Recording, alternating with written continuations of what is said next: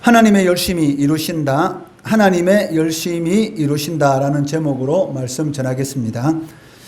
우리들은 이 매스컴을 통해서 한 번씩 약하고 소외된 이들을 섬기는 그런 사람들의 이야기를 들을 때가 있습니다. 그럴 때마다 많은 감동을 받고 그래도 아직은 세상이 살만한 세상이구나라는 그런 생각을 하기도 합니다.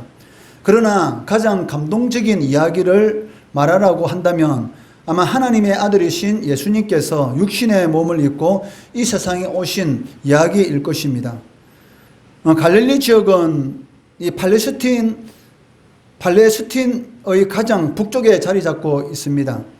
그렇기 때문에 예로부터 이방인의 집단 거주지였고 아수르나 바벨론과 같은 북방 민족들이 침공해 올 때마다 가장 먼저 유린을 당할 수밖에 없는 그러한 지역이기도 하였습니다.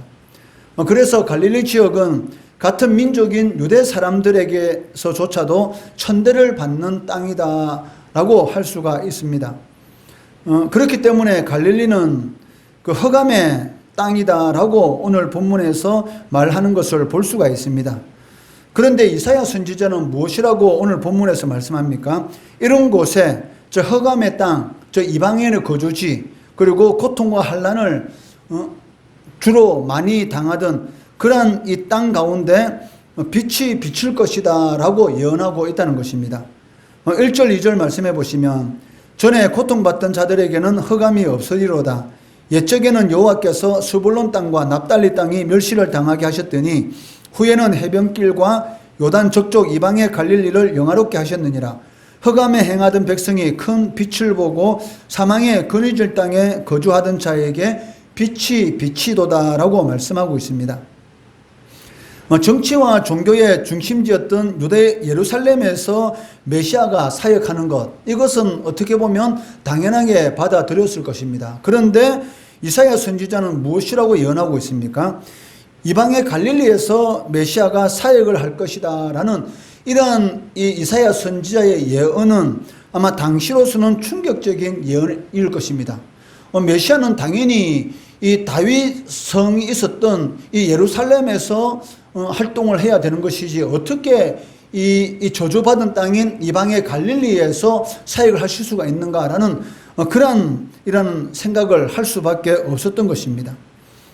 그렇지만 실제로 메시아이신 예수님은 갈릴리 지역에서 사역을 시작하셨고 갈릴리 사람들의 친구가 되어 주셨던 것입니다. 마태는 예수님이 나사렛에서 가버나움으로 이사하셨을 때의 본문 이사야 선지자의 이 예언의 말씀 1절 2절 말씀을 인용해서 기록하고 있는 것을 볼 수가 있습니다. 마태복음 4장 13절 14절 말씀해 보시면 나사렛을 떠나 스불론과 납달리 지경 해변에 있는 가버나움에 가서 사시니 이는 선지자 이사야를 통하여 하신 말씀을 이루려 하심이라. 저 갈릴리 지역에서 메시아가 사역할 것이다 라는 이 예언대로 예수님께서 나사렛이라는 지역에서 떠나서 바로 갈릴리 이방인 지역으로 이사 가셔서 거기서 사역을 시작하셨다라고 마태는 이사야 선지자의 이 내용을 그대로 인용해서 기록하고 있는 것을 볼 수가 있습니다. 이런 이사야 선지자의 예언이 정확히 700년 후에 성취되는 것을 우리는 알 수가 있습니다. 그리고 지금도 여전히 예수님은 죄 가운데 신음하는, 즉 마귀의 권세 아래서 신음하고 고통받고 있는 그런 어두운 인생들을 찾아가셔서 생명의 빛을 비추어 주시고 그리고 그 어두운 가운데서 건져주시는 그런 역사를 지금 이 순간도 행하고 있다는 것입니다. 이는 마귀의 지배 아래서 신음하는 영혼들을 구원하셔서 하나님의 은혜의 지배 아래로 인도하고 계시다라고 말을 할 수 있을 것입니다. 이사야가 예언한 메시아는 한 아기로 이 땅에 태어나게 될 것입니다. 그리고 그 아기는 특별한 이름을 가지게 될 것이고 어깨의 정사, 즉 통치권을 매게 될 것이다 라고 예언하고 있습니다. 이러한 표현들은 결국 메시아가 왕으로서 세상을 다스릴 권세를 가졌다라는 것을 의미하는 것입니다. 6절 말씀해 보시면 이는 한 아기가 우리에게 낳고 한 아들을 우리에게 주신 바 되었는데 그의 어깨에는 정사를 메었고 그의 이름은 기묘자라, 모사라, 전능하신 하나님이라, 영존하시는 아버지라, 평강의 왕이라 할 것임이라 라고 기록하고 있습니다. 여기 기묘자라, 모사라라는 이 말이 한글 성경에서는 따로 구분되어서 마치 기묘자와 모사라는 이 말이 메시아의 다른 이름인 것처럼 표현되어 있는데, 그 원어 성경을 이렇게 보게 되면 하나의 이름으로 되어 있습니다. 즉 모사의 기묘자, 이렇게 기록되어 있다는 것입니다. 기묘자라는 것은 인간의 이성과 경험으로는 이해가 불가능하다라는 것을 의미하고 있습니다. 이것은 메시아께서 하시는 모든 사역들이 그 신비롭고 우리의 이성으로는 이해할 수 없는 그런 일들이 많이 일어나게 된다는 것이죠.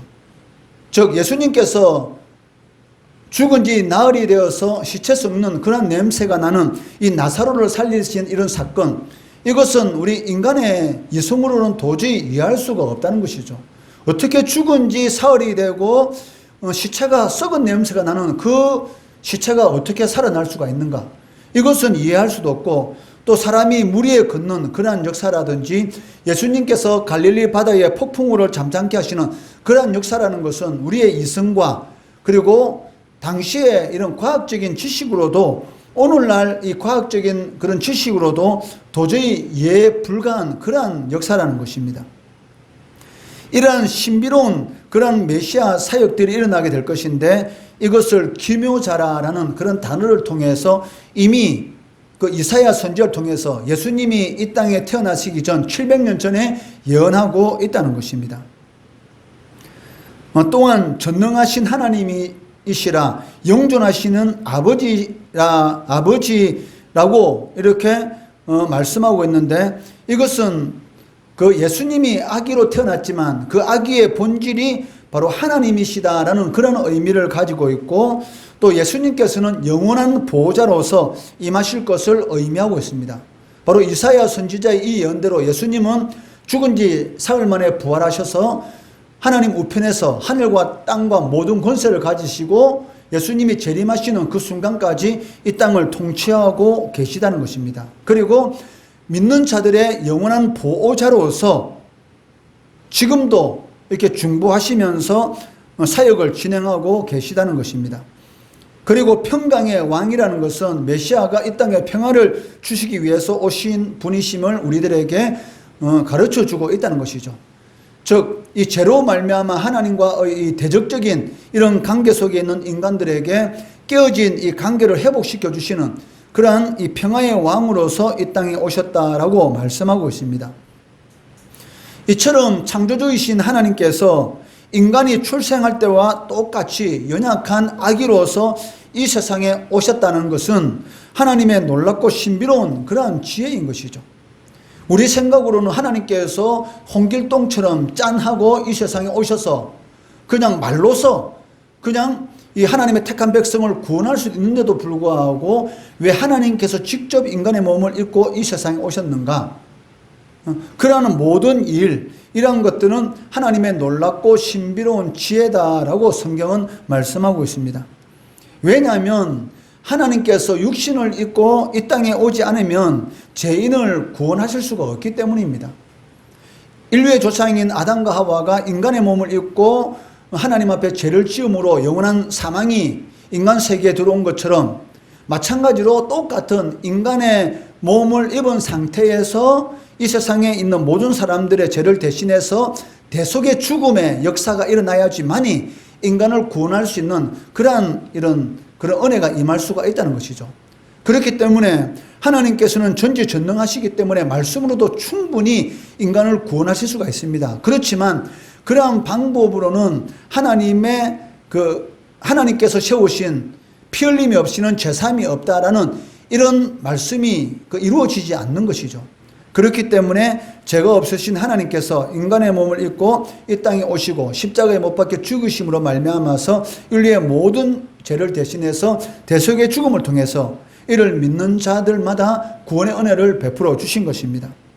하지만 이렇게 메시아가 세상에 임하시는 이 배후에는 그 하나님의 열심이 있다는 것입니다.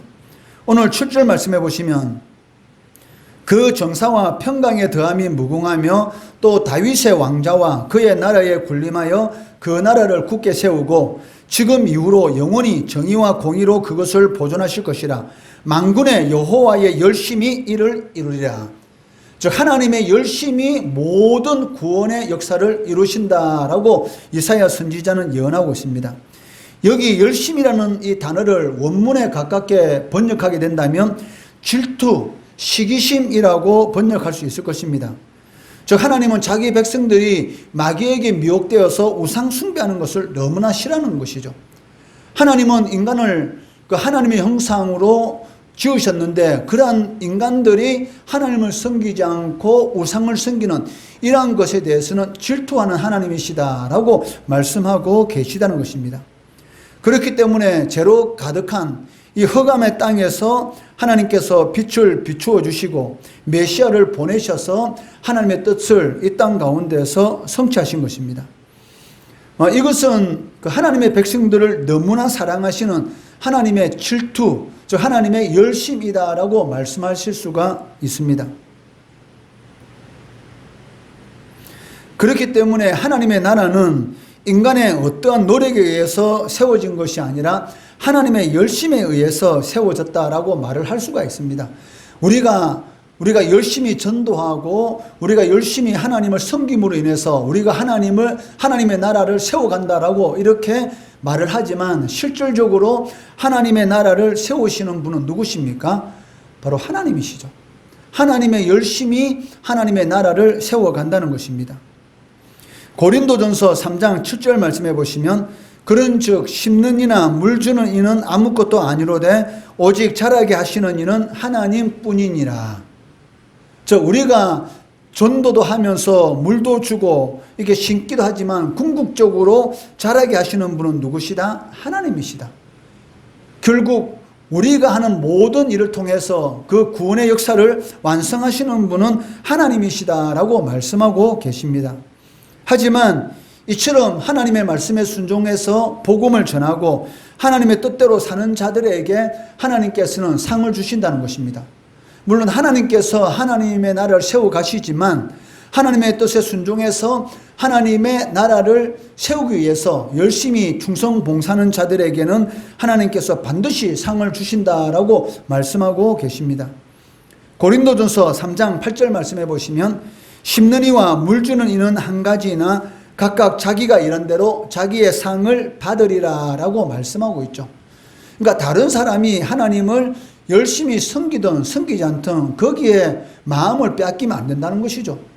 하나님 앞에 열심히 충성 봉사한 하나님께서 나에게 상을 주시는데 다른 사람이 하나님을 제대로 안 섬긴다고 해서 내가 하나님을 열심히 섬기는 것에 대해서 마치 손해보는 것처럼 생각한다면 그것은 잘못된 신앙입니다. 왜? 뿌린 대로 하나님께서는 반드시 거두게 하신다는 것이죠. 자기가 일한 대로 내가 하나님의 말씀에 순종한 대로 하나님께서 나에게 상을 주시기 때문입니다. 오늘날 흑암의 땅이라고 한다면 일반적으로 복음이 전해지지 않은 땅끝 선교지를 의미할 때가 많이 있습니다. 그렇지만 이러한 선교지 외에도 우리 주변에 그리스도의 사랑을 경험하지 못한 또 그리스도의 사랑이 미치지 못한 흑암의 땅과 같은 곳이 많이 있다는 것입니다. 그럼에도 불구하고 우리는 너무나 이 끼리끼리 모여 있는 것을 좋아하고 또 끼리끼리 모여서 또 예배 드리고 또 이런 즐거움을 나누는 것 여기에 너무나 편해서 흑암의 땅에 대해서 등한시하는 그러한 경우가 많다는 것입니다. 사실 하나님의 은혜로 우리가 먼저 구원받았는데 하나님께서 우리를 먼저 구원해 주신 그 이유가 무엇이겠습니까? 바로 예수님의 빛을 다른 사람들에게 전하기 위함입니다.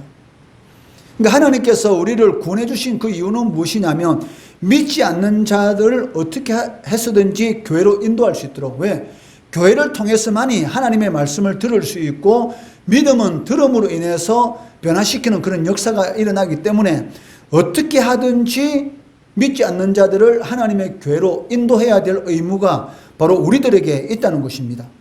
우리의 가족과 우리의 이웃 또 우리의 친구들 가운데 아직 예수님을 알지 못하는 사람이 얼마나 많습니까? 그들에게 예수님의 빛을 비추어 주어야 한다는 것이죠. 빛을 비춘다는 말이 무슨 말입니까? 바로 하나님의 말씀을 들을 수 있는 그런 기회를 제공하는 것이죠. 그 기회가 제공되었을 때에 바로 인간을 변화시키는 하나님의 열심, 그리고 하나님의 능력이 반드시 그 구원의 역사를 이루신다는 것입니다. 이것을 이사야 선지자는 하나님의 열심이 성취할 것이다, 이룰 것이다 라고 말씀하고 있습니다. 우리의 삶도 마찬가지입니다. 우리가 하나님의 뜻대로 살아갈 때 하나님께서는 우리의 삶 가운데 하나님의 열심의 역사를 이루신다는 것이죠. 이러한 것을 하나님께서는 가장 기뻐하십니다. 우리가 사람을 변화시킬 수는 없죠. 그렇지만 물은 뿌려줄 수가 있습니다. 그리고 심을 수는 있습니다. 그렇지만 자라게 하시는 하나님이시기 때문에 우리가 할 일은 무엇입니까? 물을 주고 심는 것이죠. 저 교회에 발을 들으지 못했던 그러한 영혼들을 교회 안으로 발을 들일 수 있도록 그 기회를 제공해 주는 것입니다. 그러면 나머지는 하나님께서 역사하시는 것이죠. 말씀을 들을 때에 그 마음이 변화되게 되는 것이고, 또 교회 안에서 이런 친분 관계를 가지고 재미있어서 처음에 교회에 발을 들였는데 어느 순간인가 말씀이 귀에 들어가게 되고 그 마음에 성령의 역사를 통해서 구원받는 그런 역사가 일어나게 된다는 것이죠. 그래서 하나님께서 우리들에게 이 빛을, 이 어두운 가운데 신음하고 있는 우리들에게 먼저 빛을 비추어 주신 그 이유가 무엇이겠습니까? 왜 우리들에게 하나님의 열심의 역사가 우리들에게 나타나는 그 이유가 무엇이겠습니까? 바로 믿지 않는 자들에게 빛을 비추는 그런 기회를 제공할 수 있도록 하기 위해서 우리를 먼저 구원해 주셨다는 것입니다. 이것을 꼭 명심하시고, 이 어두운 가운데 신음하는 가족, 이웃, 친구들이 있다면 그러한 사람들에게 구원의 빛이 비출 수 있는 기회를 제공해 줄 수 있는 우리 성도들 되시기를 주의 이름으로 축원합니다.